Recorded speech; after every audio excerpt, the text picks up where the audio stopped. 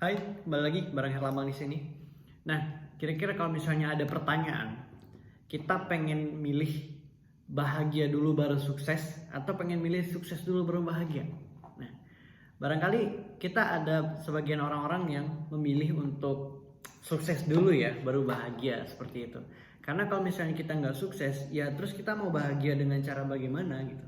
Sedangkan kita sekarang belum sukses meraih apa yang kita inginkan, belum sukses dengan tujuan-tujuan ataupun targetan yang sudah kita peroleh, ataupun barangkali banyak hal yang semestinya bisa kita dapatkan atau kita bisa lakukan lebih banyak lagi, lebih baik lagi, tapi itu belum kita dapatkan, sehingga terkadang menghambat kita untuk menjadi bahagia. Apakah kamu termasuk orang-orang yang berpikir demikian?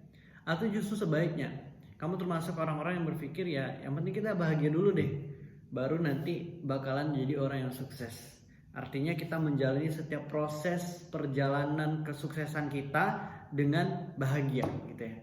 Tapi kan tidak tentu bisa kita memastikan diri kita is always in happiness gitu ya, selalu bahagia. Ya setidaknya kita mencoba bahagia dulu, setelah itu baru kita bisa perlahan menjadi orang sukses. Lagi-lagi itu adalah pilihan dalam kehidupan. Ketika kamu memilih untuk sukses dulu baru bahagia, sehingga kamu akan mengejarkan dirinya untuk segera bisa sukses, akan memotivasi dan mendorong dirinya untuk segera sukses supaya mendapatkan kebahagiaan, ya itu tidak masalah. Itu adalah pilihan hidup kamu, ya go ahead kalau memang kamu memilih itu. Ada juga orang yang memilih yang penting sekarang bahagia dulu, yang penting apa yang kita punya kita manfaatin dulu nih untuk bisa menghadirkan kebahagiaan walaupun dari hal-hal yang kecil sekalipun. Karena sejatinya kebahagiaan itu tidak selalu berbicara hal yang besar. Karena untuk bisa bikin kamu tersenyum aja, itu nggak harus pakai sesuatu yang mahal gitu loh. Coba bayangin, dalam keseharian pasti kita merasakan yang namanya senyum, pasti kita merasakan yang namanya bahagia. Mayoritas orang ya, mungkin ada juga sih orang yang nggak bahagia seharian.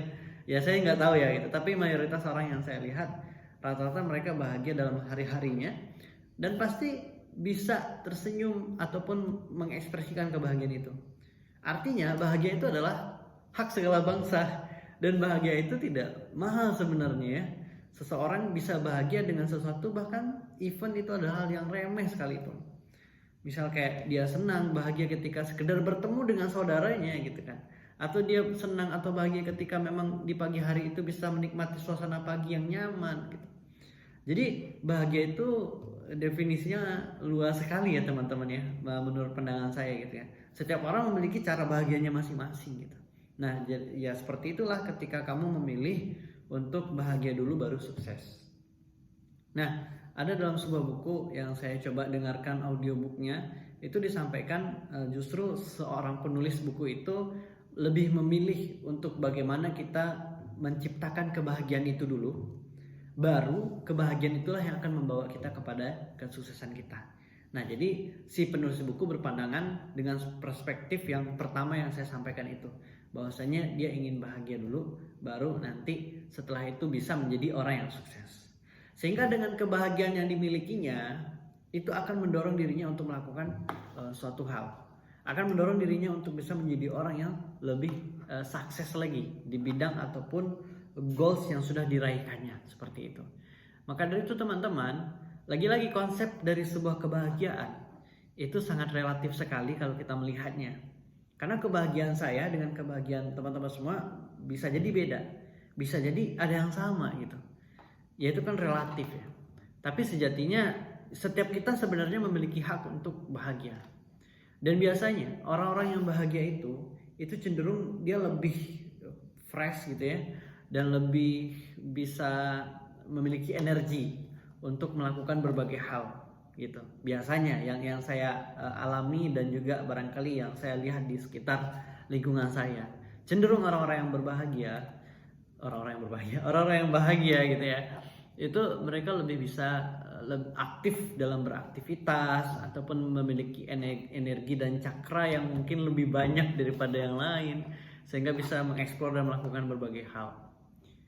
Nah itu, barangkali teman-teman kalau misalnya sekarang masih bingung antara milih mau sukses dulu atau bahagia dulu, ya both ya, sebenarnya bisa keduanya, all of them, teman-teman bisa milih gitu kan.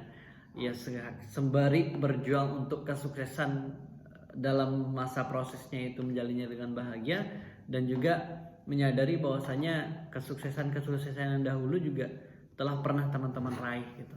Artinya di antara keduanya itu nggak masalah sih, dan itu hanya pandangan dan perbedaan cara saja kita memandang konsep bahagia dan konsep sukses tersebut gitu. Dan memang ada juga orang-orang yang dia itu suka dengan tantangan, dia suka dengan sesuatu yang akan men-trigger dia gitu, sehingga dia memilih untuk menunda kebahagiaannya, ya sehingga pada akhirnya pada momennya dia akan bahagia saat dia mendapatkan sesuatu atau saat dia setelah sampai pada target dan goalsnya.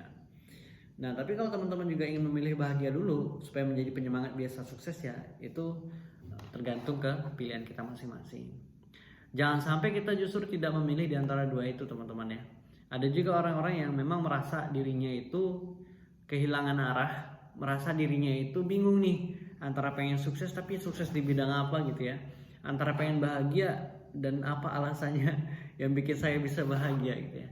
Justru sebenarnya kebahagiaan itu ya, kalau yang saya rasakan itu bukan sesuatu definitif yang harus kita selalu pikirkan dulu baru kita bahagia, enggak gitu. Kadang memang perasaan bahagia itu teman-teman datangnya ya spontan saja. Tidak harus selalu kita berpikir dulu supaya bisa bahagia baru kita bahagia gitu. Enggak gitu. Enggak mesti dan selalu seperti itu ya. Karena sejatinya coba kembali lagi konsep yang coba saya sampaikan tadi, bahagia itu sebenarnya sederhana konsepnya. Tidak perlu kita bahagia dengan sesuatu yang wah besar dan sebagainya. Bahkan kita bisa bahagia dengan kondisi kita sekarang. Nah, dan kalau saya melihat hal tersebut, bahagia itu juga berkaitan dengan yang namanya gratitude. Gratitude itu adalah bagaimana rasa syukur kita, rasa syukur atas kondisi penerimaan kita. Kita bisa menerima nih kondisi kita hari ini, segala privilege yang kita punya yang barangkali nggak banyak orang yang punya itu. Nah, itu gratitude. Dan biasanya orang yang gratitude-nya bagus juga akan beriringan dengan rasa kebahagiaannya juga yang meningkat, semakin meningkat di dalam hari-harinya. Lagian kalau misalnya kita bahagia juga sebenarnya kan nggak ada yang dirugikan ya. Justru diuntungkan malah diri kita. Semakin nyaman kita secara mental gitu kan. Semakin positif kita dalam berpandangan gitu kan. Semakin bisa kita menerima lingkungan-lingkungan yang ada di sekitar kita. Dan juga akan semakin bertambah energi-energi kita dalam beraktivitas. Akan beda seseorang dengan kondisi yang sedang bahagia dalam melakukan sebuah pekerjaan dengan seseorang yang dalam kondisi yang nggak bahagia gitu ya melakukan sebuah pekerjaan, barangkali hasil kerjanya akan menjadi beda gitu teman-teman. Seseorang yang dia larut dalam pekerjaan itu dan melakukannya dengan bahagia, dengan sifat ya, dengan keadaan yang nyaman, keadaan lingkungan yang positif yang telah dikondisikannya, pikiran yang telah dikondisikannya, itu biasanya akan lebih produktif dan lebih efektif dalam menyelesaikan pekerjaannya. Even itu juga di dalam pembelajaran.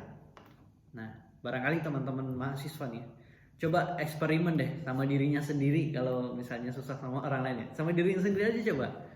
Cari momen-momen dimana ketika teman-teman masuk ke dalam kelas dengan perasaan tidak bahagia, mungkin dengan perasaan kesal gitu, mungkin dengan perasaan marah atau gimana, bosen gitu ya. Dan coba bandingkan kondisi teman-teman masuk di kelas yang sama dengan perasaan yang bahagia, perasaan yang senang dan siap untuk menerima pembelajaran. Maka akan berbeda hasilnya tuh di antara dua itu.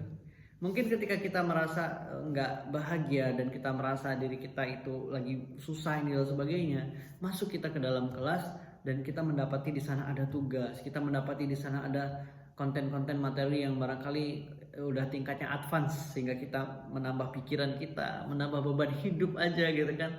Dan itu sebenarnya nanti akan terakumulasi dan merugikan diri kita baik secara fisik maupun secara mental jadinya ya. Secara pikiran apalagi gitu kan, aduh mikirin ini dan tambah lagi nugas ini, tambah lagi harus memahami ini itu dan lain sebagainya. Nah, tapi ketika teman-teman hadir di dalam kelas itu dengan perasaan yang siap dan bahagia, dengan perasaan yang senang, maka itu akan lebih mudah penerimaan ilmu, transfer knowledge yang terjadi di dalam kelas itu. Pembelajaran akan lebih efektif. Teman-teman akan lebih fokus untuk menyimak setiap apa yang disampaikan oleh dosen misalnya. Begitu juga dalam tatanan dunia kerja. Di saat teman-teman misalnya di kantor, di saat teman-teman ya dimanapun itu kerjanya gitu kan, akan lebih nyaman dan lebih produktif rasanya saat teman-teman mengiringnya dengan yang namanya kebahagiaan.